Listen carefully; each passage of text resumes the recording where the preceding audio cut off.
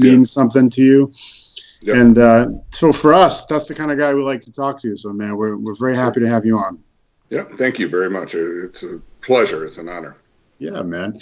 So I know we were just chatting a little bit, before we came on. So do you want to talk to people about what this match means to you and why you're doing it?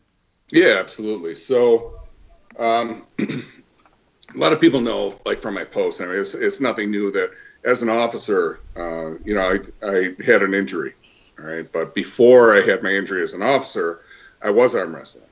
And I went all the way up to, the AAA Nationals, Karen Bean's Nationals in Buffalo.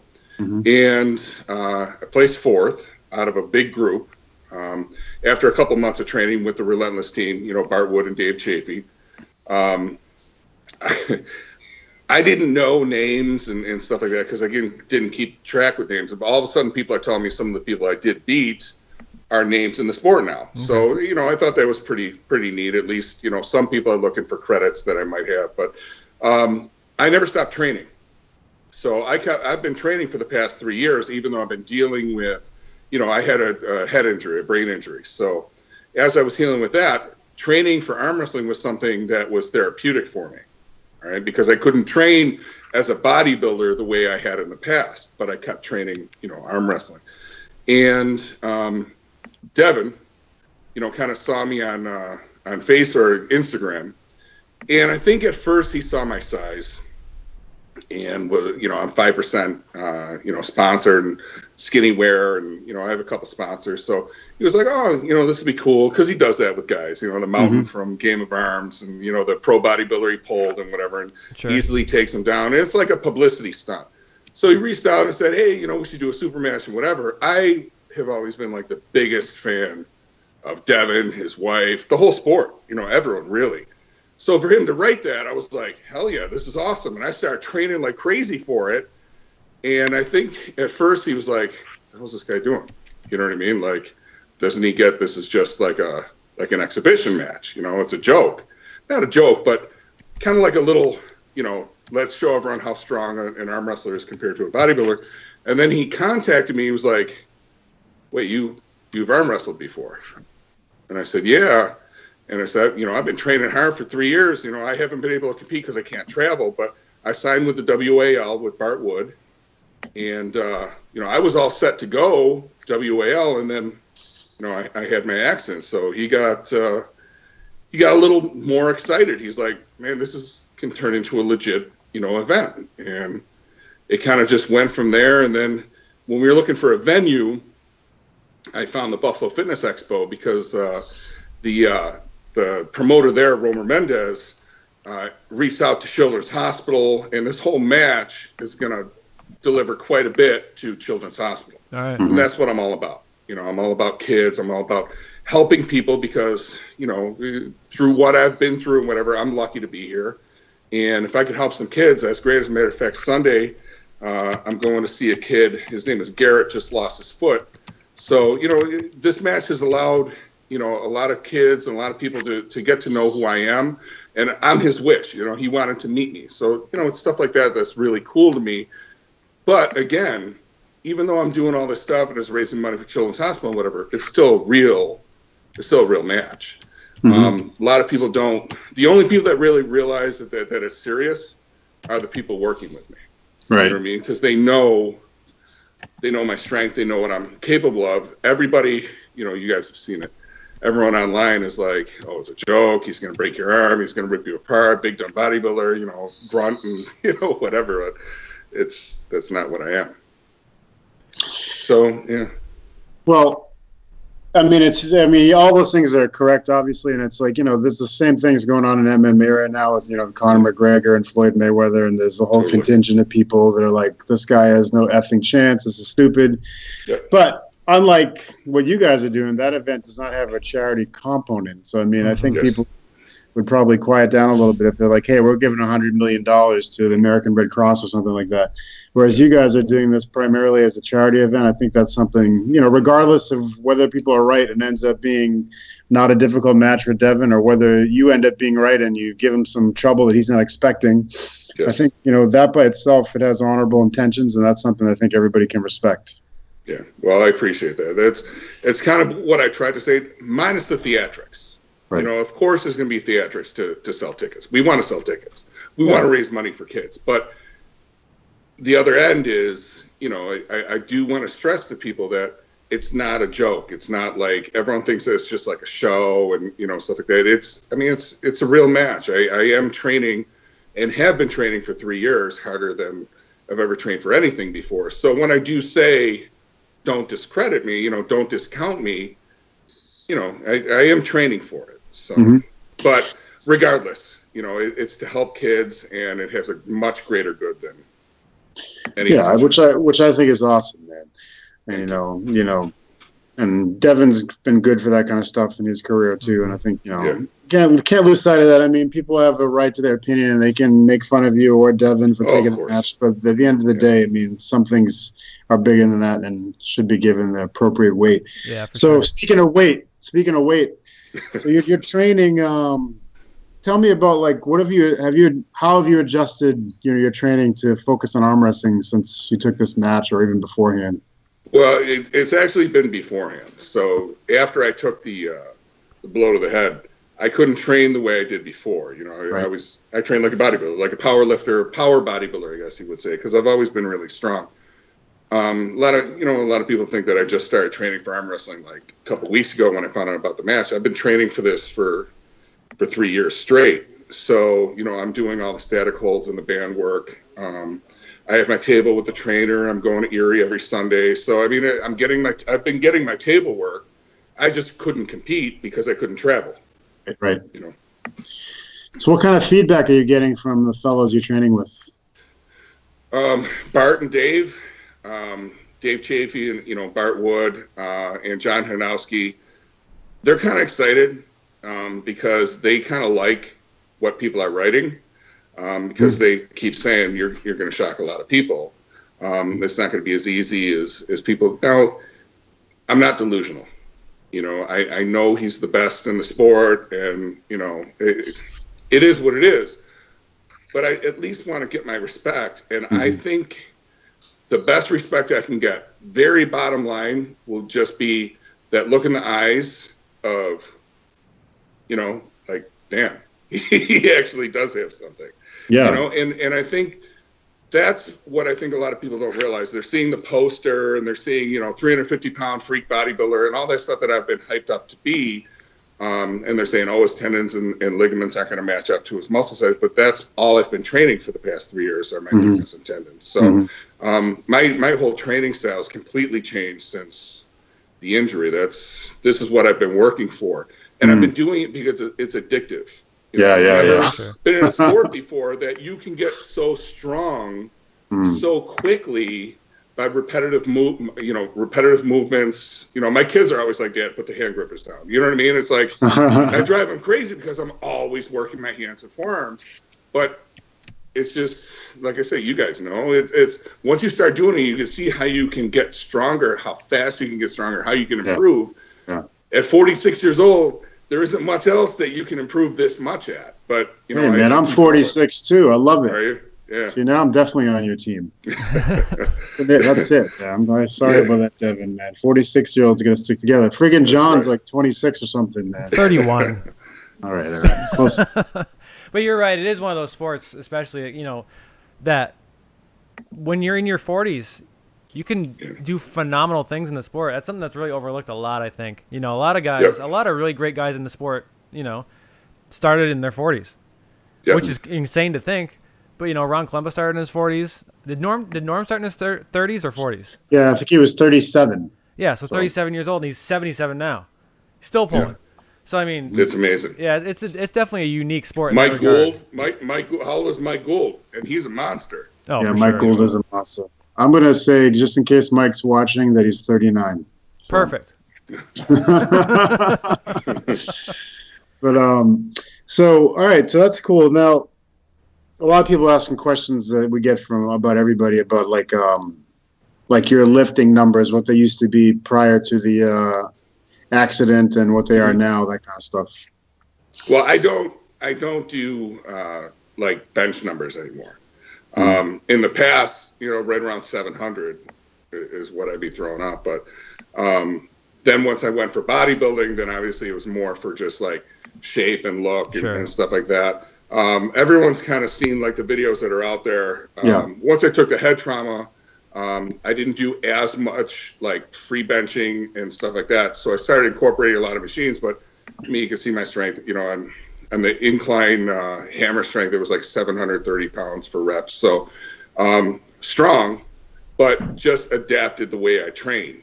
Right. Back in the day, I've always been very strong. I've been blessed with strength. It's kind of in my genes. My brother's super strong. My dad, everyone kind of competes with it. And I actually had a cousin that used to compete at Worlds. He lost to Alan Fisher in the Worlds years ago. So Angelo Christopher, he's been talking to me, working with me a little bit and stuff like that. So I have a lot of people in my corner that have done some things. It's fun. Yeah. So let me ask you. You said you were basically training for a few months before the AAA Nationals when you went there and did a little bit of work. What year was that? 2014. Okay. So basically the AAA Nationals that were at the Adams Mark in Buffalo. Okay. So basically, I remember I was at that one too, I think. Were you? I think I was. My memory's shot. But so basically that's when your training really started to gear towards arm wrestling, was at that time? Yes. A few months before that? Yes. So has it basically just been consisting of like when you've changed your training, obviously there's statics and those kind of things. And you've been hitting practice, basically pretty every Sunday. So what do you think has been your biggest improvement from where you started as just a strong guy to where you are now, or what caused you to see you think your best improvement? Was it first of all, I'm past that pain period. Because, man, congratulations! Oh my God! Because I probably had the worst pain period because my muscle was just working against my ligaments and tendons. Because I was so strong, my muscles, my ligaments and tendons. I always had wraps. I always had straps. Like a body. I trained like a bodybuilder. So, I was getting beat by 150-pound guys at practice, and I'm like, I don't get it. You know what I mean? I put my hand up with Dave Chafee, and I'm like, it's not real. Like, I don't understand how this is happening, because when you've never arm wrestled before and you put your arm against someone that has arm wrestled, it feels like you're hitting a brick wall. Like, you cannot move that person's arm. Right. But of course, for someone like me, that now it's addictive. Now I have to have that strength. I have to do it. So it's like Bart Wood is probably the best coach, trainer, friend, teacher I've ever had in any sport in my entire life. He has believed in me since day one. And he looked at me and was like, listen, I don't care how much doubt you get. I don't care how much negativity you hear because of the way you look and what your background, whatever. He's like, I'm going to help you in this sport be something.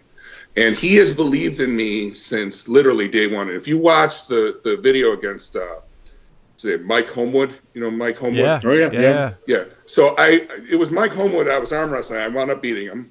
So he took a hit on me, and I was inches from the pad. And you can hear Bart coaching me the whole time. And I did every single thing that he told me to do. I wound up coming back and beating him. It's like everyone went crazy. That was at the AAA Nationals.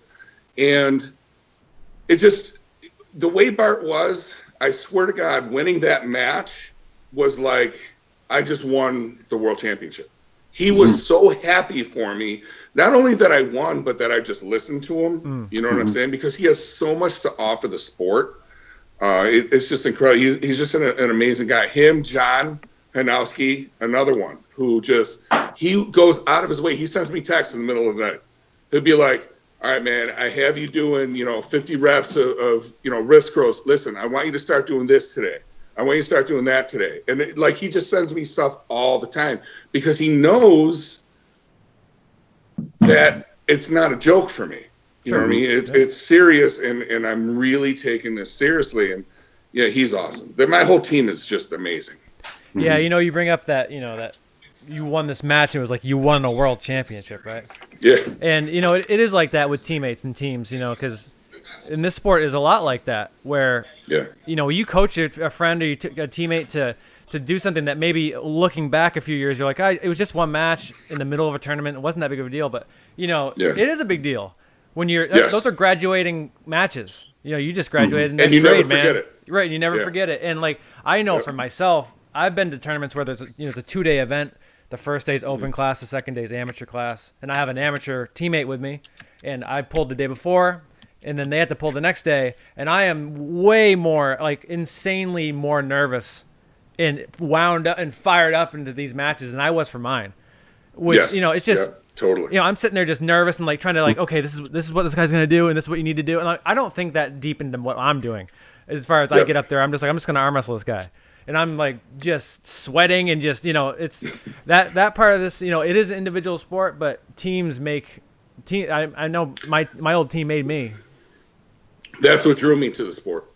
I've done a lot. I've been involved in MMA and bodybuilding and just so many powerlifting, so many different things. I wouldn't even be arm wrestling had it not been for Mike Gould.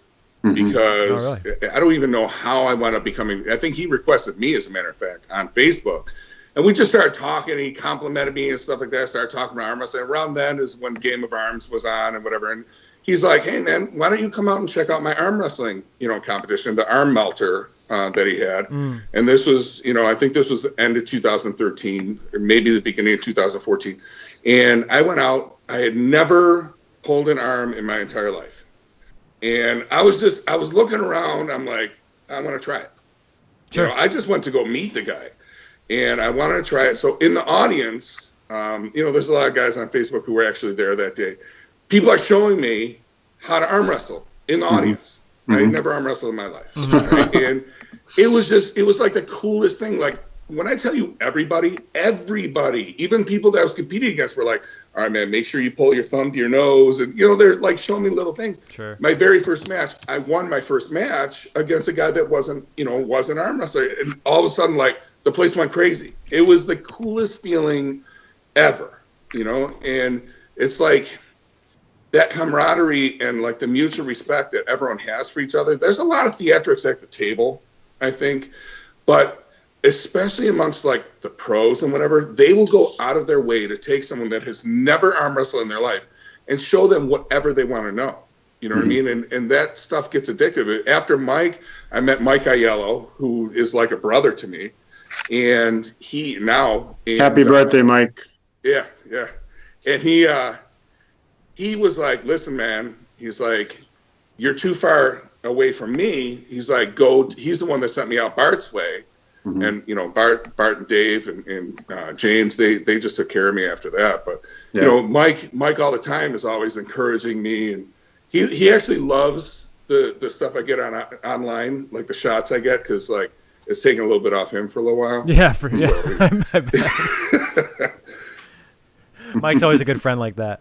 Yeah, but you're right. The theatrics and stuff at the table. And like even if two guys really don't like each other, you see these guys you see two guys who really off the table don't like each other, and they have great matches, and there's still like that little camaraderie. Like, okay, listen, we both kind of acknowledge like this great match, this great thing wouldn't really exist without you there. So go fuck yourself. But good match. Yep. See, I'm such a huge arm wrestling fan. Like I've watched probably almost every match that there is, recorded.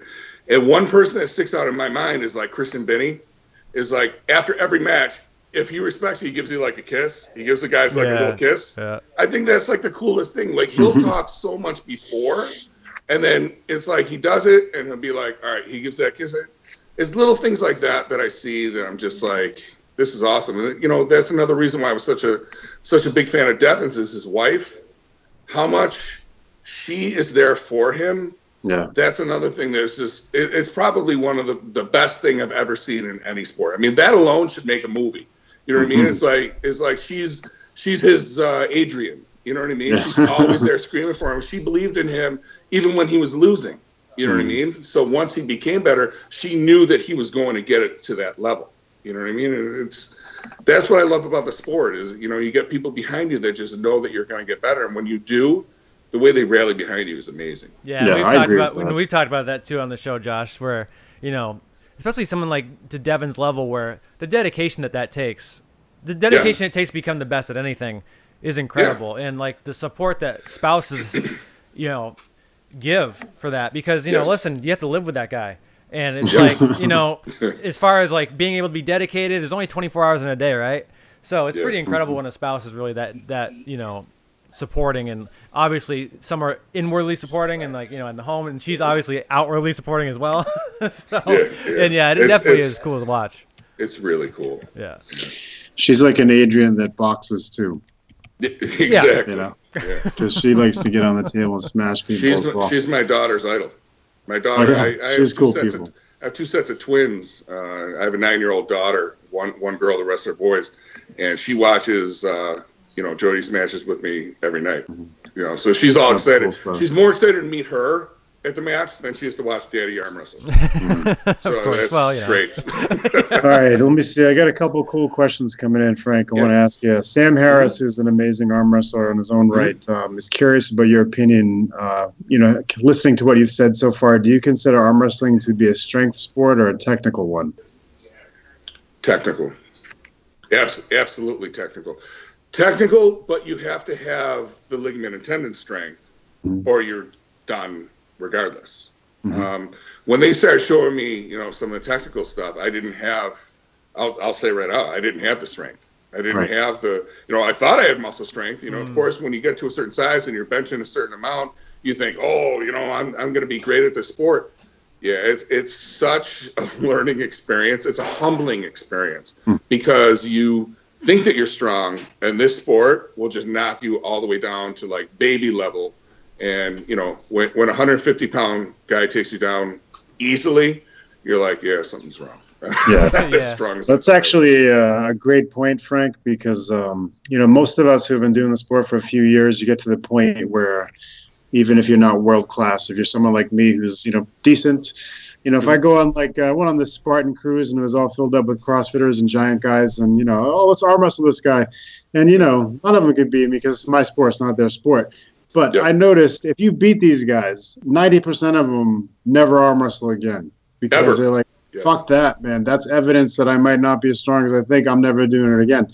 So someone like you, who's, very well known and renowned in other strength sports and, bodybuilding, obviously, for you to get up on the table and lose and not disappear and keep trying to work on it by itself, that says a lot about you because most people that do that disappear. Like you've seen plenty of videos of bodybuilders and guys getting smashed by somebody much smaller than them and you never see them arm wrestle again.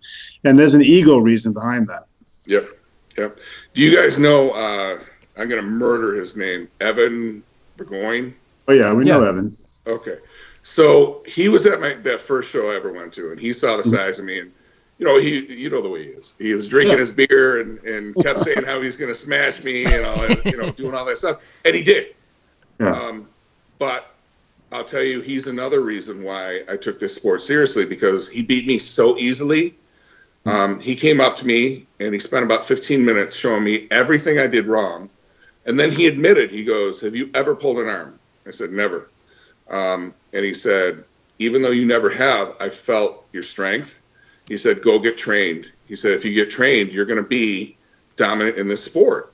And he was one person that kind of believed in me. A lot of people who look at my size, I think the fans are very protective of the sport, and I get that. They don't want people to come in, beating their chest saying, "Oh, I'm going to destroy everyone." And, nobody wants that. You know what I mean? But that's not me. That's never been me. I take it very seriously. And, I train and respect everybody, amateur to pro, anyone who has taken me off to the side to say, "Listen, this is what you should try this, try that." And there has been so much help coming my way. I love it. You know what I'm saying? And it's guys like that give me that positive that makes me want to try harder. Of course, some of the negative pushes me too. Well, well, that's natural. You when you get thousands of people, kind of hating on you, but what turns that around is how many pros have reached out to me to thank me for what I'm doing, not only to because they realize I'm trying to help the sport and whatever, but the way I'm taking it and not being like, "All right, screw this." You know what I mean? Because you're right. I did make a name for myself in other industries. Everything's always been positive. Now all of a sudden I jump over and everything seems negative. But I think a lot of the pros realize that, and a lot of them have become friends, and Craig Toulier, great friend, a lot of guys that, Craig Subieri, another great friend. Yep. So he's listening right now. Yeah, guys that are just absolutely amazing that are kind of behind me, and they'll throw me little tips and training tips. Craig's videos, I've been watching for 3 years. Mm-hmm. Everything he does on his videos, I do. In my shed, my little setup in the shed. So it helps. Yeah, it's funny when it comes to social media. Obviously, it's polarizing. It's either good or it's bad, right? It's never really in the middle. But the thing about when people make comments and they, especially with people who really dislike, a lot of those guys make comments, right away. But the people who really like what you're doing and people who like what anybody's doing, a lot of those people don't comment at all. So it's like there's usually a lot more people who enjoy what you're doing. They're just not taking the time to say, hey, man, that looks cool. But the guys who don't like it are like, immediately all the time telling you how they don't like it. So usually there's more cool people than there are bad ones, even if it doesn't look that way, Definitely. Yeah. Definitely. Face to face, everyone has been amazing. Weird, right? Yeah. Just online has been, something else. But I'll tell you what, go over to George St. Pierre's Facebook page and read the comments on there. Oh, yeah. He's like the greatest of all time, and he's taking more hate than anything because he's coming back to fight. It's like, what are you guys talking about? Yeah. So well, that's obvious, Yeah. But it's attention. People only really complain about people that they care about, so if you're getting the attention, that's a good thing. It's like they say it's no such thing as bad publicity and all that kind of thing. But all right, let's see. I got a lot more questions coming in for you. See if I get a couple. There's a few training ones here. Juan Ming is interested in what is your maximum weight that you do in statics, like dumbbell holds, for example. I'll do I only have 150s at the gym, but I'll do the 150s quite a bit. I'll use them quite a bit. So that's legit. Yeah. And here's another cool question from someone whose name I can't pronounce, but it has the word troll in it, so just go with it anyway. Have you had any aha moments in any of the tourneys that you've had so far? I'm sorry? Aha moments, like when you were pulling somebody and you lost or won, but you picked up on some little aspect that you then decided to work on or something. Every single one. I think my biggest aha moment has been, and pretty consistent, is I had to work on getting faster out the start. Once someone gets a jump on me, let's keep this between us. Yeah, no one's listening. No one's listening.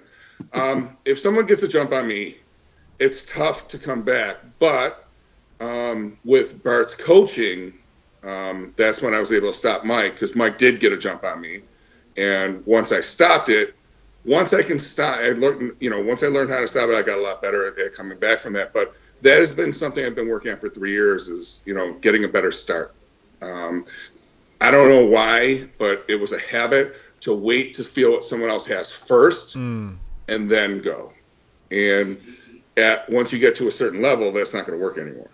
No. Yeah. It's, I think that comes from, I think a lot of times that comes from, it's actually the downfall of good training partners, because oftentimes, you're in training and the goal of training is to get stronger without getting hurt.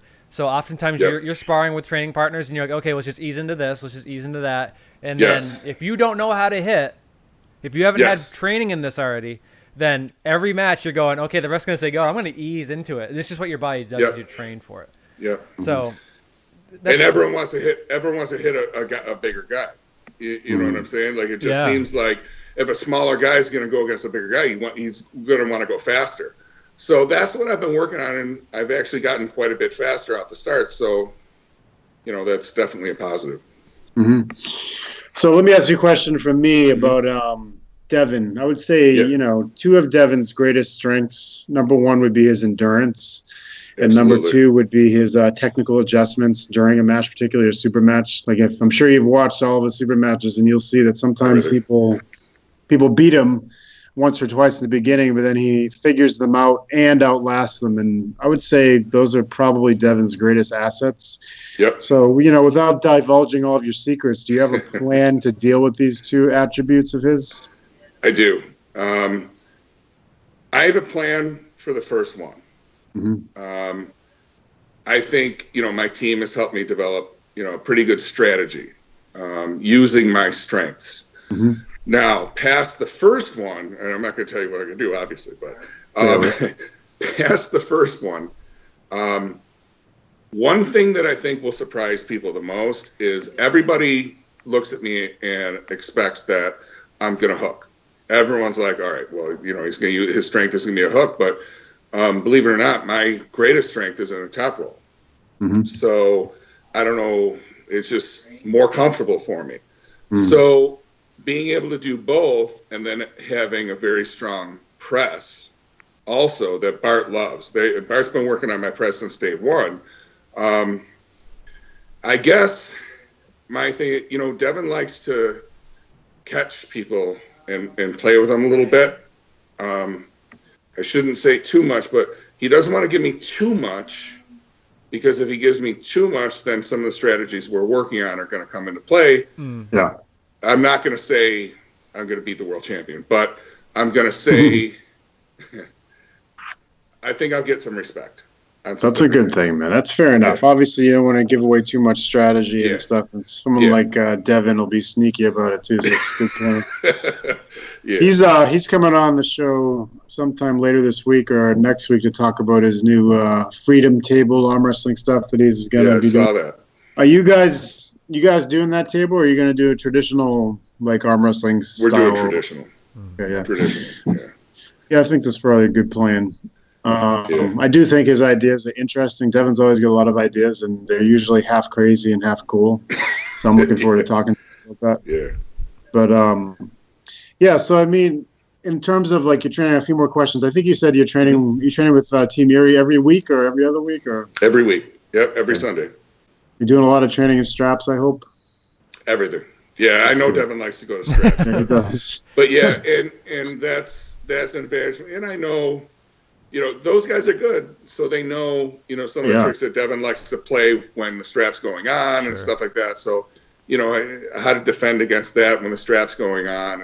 And, of course, I'm not going to say too much. I'm sure you guys understand that. But what to do when the strap's going on to make sure that some of those advantages don't come into play and stuff like that. But yeah, we've been working on a lot of straps. A lot of what Devin likes to do coming out of those positions and transitioning into a different position. That's been the biggest thing that we've been working on, is not keeping me one-dimensional. A lot of guys come into the sport, big guys, that maybe were power lifters, and I can mention any names or whatever, but a lot of them are more one-dimensional. Mm-hmm. And, the guys that have been working with me and some of the guys that, kind of understand and have been following my training, like Ray Cote over at Country Crush, he knows, and he knows that I'm becoming more technical than even strong. So, we're kind of, taking into consideration what Devin likes to do and, working from there and getting me out of those positions. And no one's better than Dave Chafee, because that guy's the strongest person I think on the friggin' earth. So, he's amazing. He puts me in different positions and is like, all right, get out of it. And it's like, okay. Dave is okay. All right. Will do. Yeah. Dave is considered by most people to be the strongest arm wrestler in North America, and he's it's just amazing that you're able to train with him. It's really freakish, but I'll tell you what, you will not find a more humble person anywhere. Amazing guy. And since day one, he has gone out of his way to tell me, just like Bart. All those guys have been just amazing. For him he doesn't have to show up to practice, just for me, you know what I mean? But he does. And, he'll take me and, they'll push me, and they'll say, all right, get out of it, and if I can at least get out of it, I'm not saying I'm moving his arm much, but if I can get out of it, at least is teaching me how to get out of it, with Devin. So Dave wanted me to remind, Devin that Dave is still 2-0. Yeah, well, it's a super match. Hopefully, we'll get to see at some point too. I think so, for sure. Done for. You get a lot of people saying hi. I mean, Ray Cody was listening earlier, Frank, and you said hi. And there's quite a few people that did not know you before who are saying that they're impressed with your humility and that they feel like you earned some respect just by doing this interview the way you have. So, I mean, you know, it's one thing when people see you in like 2-minute videos and such online. Right. Yelling and screaming and spitting chicken out. So, people get to actually listen to you talk and hear you extrapolate on some of the, reasons behind stuff and about you personally. It's harder for people to hate you at that point, Wow. As a matter of fact, let me just real quick. I want to thank Ray now that you brought him up, because he actually he sent me some equipment to work with. So I'm going to go for that grip strength deadlift. I'm going to go for that because I got some pretty strong hands. So I'm going to put out some videos, for him with the grip strength, and keep showing my progress with that, and keep going from there. Mm-hmm. Now let me ask you something. I'm kind of just pop into my brain that I'm a little curious about. Yeah. I'm a bit thinner guy, so like when I think about arm wrestling, and Devin's brought it up too as well, and flexibility at the table is kind of it can be a little important with getting into positions, and setting up and all that kind of stuff. And somebody who comes into the sport as big as you are, a lot of times people with that much muscle mass and from years of hard training don't have great flexibility. Was that something that was an issue for you at all when you first started, or something that you even noticed? Yeah, absolutely. When I was trying to get up to the table, I was starting here. Yeah. And Bart was like, no. So I mean, I'm very flexible for my size. A lot of people don't really, you see in the video, Dev was like, can you still get in? I can, because I'm not training my chest the way that I used to. Sure. I don't want a chest that's in my way. I don't want my rear delts so tight that I can't, come all the way in. So I have been working a lot on, like, fundamentally, that was like the whole first year. Yeah. Was dropping a lot of my bad habits, starting out here, and you keep pushing my arm over, and it was like, it was uncomfortable. Now it's just natural for me to be able to get in tight. Sure. So, it was like everything I've ever learned as far as bodybuilding, powerlifting, strength, anything, I had to do the complete opposite, with the sport. Right. But then once, I think, just like anything, just like martial arts, just like grappling, just like whatever, repetitive, now it becomes just second nature. And I mean, really, it's a combat sport. Once you do things over and over and over and over, it just becomes second nature. Yeah, and like you said, like it's complete opposite viewpoint or thoughts when you come to bodybuilding and powerlifting, all these things. Let's be honest. When everybody steps up to the table for the first time and says, "I'm going to arm wrestle," it's exactly the opposite. We've been taught for that too. Everybody's taught that it's just this, and like, oh, your knuckles have to touch, and you can't move your wrist, and all this stuff, and it's like, no, that's not how this. Yeah. It's barely even an arm. Somebody actually wrote me, because obviously I have a big following in fitness. Someone said, "What is probably the most important thing in arm wrestling? Would you say your bicep?" And I'm like, no. So I was listening to some of the things I thought were most important, and right at the top would be your lat strength, right? Because you're going to pull back. And they're like, "Oh, I thought you could disqualify for using your lats." And I'm like, what? Right. And that's when it hit me. That a lot of people have no clue what arm wrestling is all about. A lot of people, general people, mainstream, will look at the poster and be like, "Oh, well, the big guy's going to crush that little guy." Yeah. It's like, do you guys understand I'm a severe underdog? Like, they don't understand. And I think that's awesome because of the size difference, all of a sudden, all these people, thousands of people, are sharing this poster and sharing the video because they all want to know, how the hell can this giant guy be the underdog? And now people are starting to research the sport and watching Devin's matches and learning more about it. And I think, kind of like the show did 3 years ago or 4 years ago, however long ago it was, it's bringing a new interest into it, and hopefully people start spinning off from that. Here's the thing, though, is the only way to grow is you got to leave some doors open. You know what I mean? Nothing against fans or whatever, but I understand being protective of the sport, but you want the sport to grow. You want to, if you love your pros, you want your pros to be able to survive doing this sport. All right? I mean, I've never seen a sport that so much goes into it but they're rewarded so little. You know what I'm saying? Like, the money isn't really there, but it should be and could be. There's no reason why there can't be pay-per-views for arm wrestling. You know what I mean? And there really should be, but it's not. And the only way it's going to grow is by taking in new fans and teaching people about the sport, not closing the doors and saying, oh, a big guy doesn't want to do this, or nobody in the fitness industry is going to be interested, because really that's where the money is. That's where the sponsors are. And I hope a lot of those sponsors start taking notice of what we're doing here and start sponsoring some of the athletes and letting the sport grow and putting money into it. You know, so that's kind of like my secondary goal, is getting a lot of sponsors, a lot of supplement sponsors and stuff like that put on huge shows, letting them take interest in watching, you know, people falling in love with the sport the way I did, and then putting money into the sport and helping the sport that way. Yeah, and sure. And, you know, and also, you know, you said, you know, there's no reason that the sport can't be on pay-per-view. I agree with you. I think that maybe some of the ways we've fallen short in the past have been the format, which is, you know, basically tournament style format. Just, I don't know. I mean, it's been tried so many times, and I'm not sure, just with how much I've thought about it, if there's any better way to do it than we've done it, as far as tournaments go, you know? You need, I'll tell you what would be the best, and believe me, I think about it all day, every day. What really took off with UFC, and even with boxing now and whatever, is like the 24-hour thing where, like, they follow the fighter around. You get to know who they are. Yeah. You know what I'm saying? Yeah. I hate bringing up the movie, because then it's like, oh, you know, the newbies bring it up Over the Top. But in the movie Over the Top, right, you start rooting for him because you knew, like, his whole story with the kid and all that stuff. You start implementing that human side of each competitor. Yeah. And you follow them, right, kind of like Game of Arms did. You know, once you got to know more about each arm wrestler, you cared about them as a person. I think that would get fans, even mainstream fans, to possibly purchase a pay-per-view.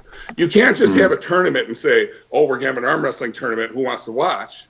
No one cares. No one's going to care. Right. But if people start learning about these people, I think then, you know, it has the possibility to become something. Yeah, and I think I think you're right. Yeah, and, you know, the formatting of, you know, would it be better to have 5 super matches or one-on-one matches, you know, these kind of things. But even beyond that too, really sticking true to having a legitimate, tight-knit, well-followed rule book. Yes. Because, you know, the UFC learned this.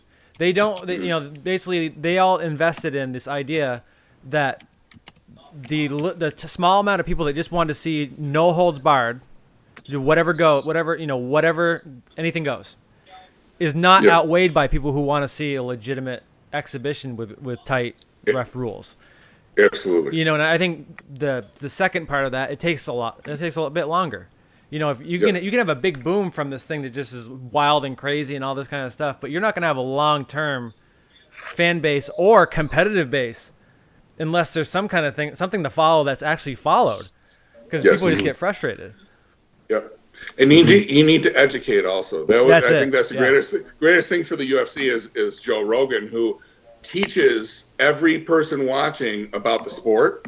You get someone that knows everything about arm wrestling, is educating the viewer as the match is going. I mean, you have a win, and you have to show that human side. That's what drew me in. Once I, you know, got to know these guys and started talking to them and learn their stories and how much they put into this and what they sacrifice to do the sport. I mean, a lot of these guys, they're working, you know, double time every day just so that they have a couple days off to go arm wrestle. You know, they're missing time with their family and their kids and whatever for no real reward other than what they work at. You know, it's, man, I wish I owned some company that I could, you know, lead the pack and putting some money into the sport. I'm sponsored by 5%, and Rich Piana has always been, you know, a huge supporter of the sport. So hopefully, you know, he's backing me. Hopefully some of the other industry leaders start kicking in and doing some distributing of some money, you know, so. I'll tell you what, man, people like you getting involved in the sport is a big step in the right direction for that to happen. And pretty much everybody whether they're saying positive or negative things about you, it's in agreement that you are doing something positive for the sport in terms of exposure, and that a couple people have tried that, Kaplan with WAL and stuff, and obviously you get a lot of exposure, but there was significant amount of negativity attached to that as well. And this is kind of more pure in the sense that it's just you and Devin, and win or lose, regardless of what happens, it does bring exposure. And your enthusiasm for the sport is positive. I mean, maybe you can talk a few of those other big guys into trying it out. You know what I mean? And that helps us. It helps everybody. Like you said, it grows the sport. Yeah, that's my goal. You get a few people on here that are only disagreeing with you on the lat stuff, which is not a surprise. So it's like lats. I mean, RVJ always talks about lats being a big component. Well, it's going to depend on your style, though, right? Yeah. I mean, Well, my style is going to be, I'm going to pull hard back. That's my strength. So some other people may have, a different style, a different strength to their strategy. So for me, it has a lot to do with my lat strength. They're just all telling you hand and wrist first, which I think everybody... Oh, absolutely. But it's still at the top. They don't want you to forget. Yeah. I don't think he's going to forget, guys, especially now with the people he's training with. Speaking about hands, though, someone on here, again, another name I can't read is, when you were mentioning hand grippers earlier, he says, are there any other exercises that you do, like around the clock, something that you do constantly, as opposed to, lifting heavy a couple times a week? Because some people, it's like the grippers, or some people do like big hand stuff all the time. Hand is all the time. I have my grippers there all the time now. I have my regular grippers, which are the hundreds. So I'll do 100, the 100-pound pressure. I'll do those like at least 100 times throughout the day, all day. And then, like probably 5 times a day, I'll take like the 200s or the 250s, and I'll do like 5 of them, depending on how I'm feeling that day. And then probably once or twice a week, I'll do the 300s. I ordered that the level 4, the Captain's of Crush. Yeah. Crush. I'm gonna try to build up to that. That's 365. So I'm gonna shoot for that. But so all day, I always have at least a 10-pound plate. I have one in my car. I have one everywhere. So I'll start doing every different motion that I need all day, every day. So I'm never stopping doing that. I have the 60-pound dumbbell, all right, that I'll just start doing wrist curls, just positives, no negatives, but I'll just do positives while I'm watching TV, and I'll do those. I do my forearms every single day, all day. I have the trainer on my table, and the guys in Erie, they're very creative, so they've made quite a few little attachments for me, like the softball. With the bolt drilled through, and I'll do my wrist training and put it between my fingers and stuff like that. So I mean, they've been absolutely amazing. I've never seen a group of guys so willing. It's almost like they want you to become better than they are. And what sport will you ever find? Not even in bodybuilding. In bodybuilding, like the coaches are always still like, well, yeah, you did great, but you weren't as good as I was back in my day. You know what I mean? just to remind you. Every person I've ever come in contact with has been like, I want you to be better than me. Dave Chafee has said that to me. And for him to say it to me, I'm looking at him like, seriously? You know what I mean? But every person I've come across, especially like humble people like Mike Gould and Bart and whatever, they want everyone that they come in contact with to get better than they've ever been. And I mean, you just can't find that. You don't find that anywhere. Yeah. You're training with very high quality guys. I mean, Bart is a great person. Dave Chafee is awesome. I mean, Mike Gould, all the names you mentioned are people that, have a great deal of respect in the sport, not only for their abilities in the table or reffing, but also just because they're really great people. Yeah. We've talked to a lot of them on here. So, I mean, I think you really scored with the group of people that you're training with. And, I mean, that's got to be a massive help. I mean, just first of all, having somebody like Chafee to work with on a regular basis is incredible for someone like you who's going to be taking on giant guys like that. Yeah. And, I still have to, in my opinion, you're definitely an underdog, as you've mentioned. Oh, absolutely. I like all the stuff you're saying because you're doing it the right way. And you've mentioned, there's some other people in the sport that have tried to jump over that maybe are not necessarily training as well as you have and are maybe not as open-minded. And I think that plays a big role in it. And regardless, I mean, just the opportunity to pull with Devin is going to be huge for you because you're going to learn so much. Even if he smokes you, which personally I would love to see. I would love to see you give him hell, man. I think that would be amazing. That's but even if that doesn't happen, my goal is to get respect. So, in getting respect, I want to see in his eyes that I'm not as easy as he thought I was going to be. Yeah, and that alone would be amazing. Now, anything above that, we'll see. Exactly. Well, you can't. It's like you said. You're a humble guy, man. At least that's my take on you. So you're not going to come in here and be like, I'm going to crush him. I'm going to make him quit arm wrestling. He's going to retire. All that professional wrestling stuff. The reality is, as you said, we all want to win, but it's not that you wish negative things to happen to the guys that you're pulling. You still want to kick their ass, but it's not like you want to break their arm or anything. Right. Respect is what is most important to me, and a lot of people that keep saying, he's going to break your arm. He's going to break your arm. He's going to break your arm. Well, for 3 years, that's what I've been working on. Not happening. Well, that's good. That's a great goal. Not putting myself in that position for that to happen. But I said something today, and I mean it. Like I mentioned, I'm going to see that Garrett little boy on Sunday who lost his foot and stuff. A lot of these kids that I'm starting to meet that we're contributing to, they're going through stuff that none of us could ever even begin to understand. You know what I mean? And these kids are stronger than we could ever hope to be. So that's the truth. Here's my thing. If my arm breaks, it breaks. It's still a lot less than what these kids are going through. And if I raised money for these kids, it was a sacrifice I made for them. And that's me. That people that know me, that they know that's just how I am. And hey, I don't see my arm getting broken, but if my arm gets broken and I help some kids, so be it.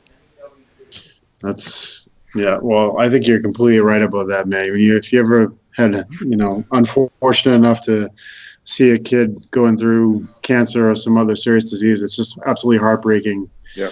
I mean, it sucks for anybody, but when it's a child, you want them to be out there bouncing balls and playing and having fun and not sitting in a hospital room. So, I mean, all day, every day. It's an honorable thing to raise money for.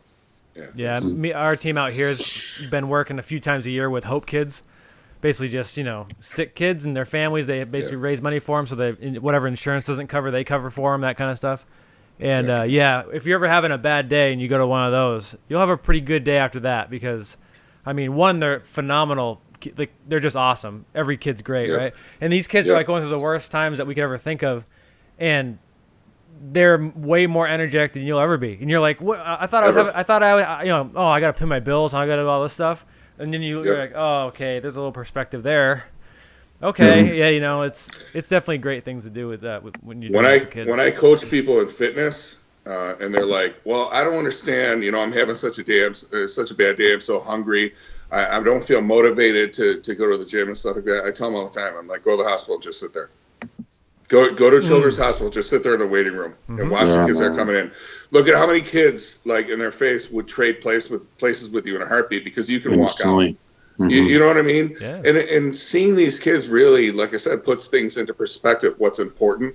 You know what I mean? And it's because of the stuff I've been through. You can go on my page. I'm not going to get into it here, but I was in a car accident. I couldn't move for 6 years, so that took football away from me. I came back from that, started with bodybuilding, and then I had the brain injury, that interrupted, arm wrestling. I came back from that.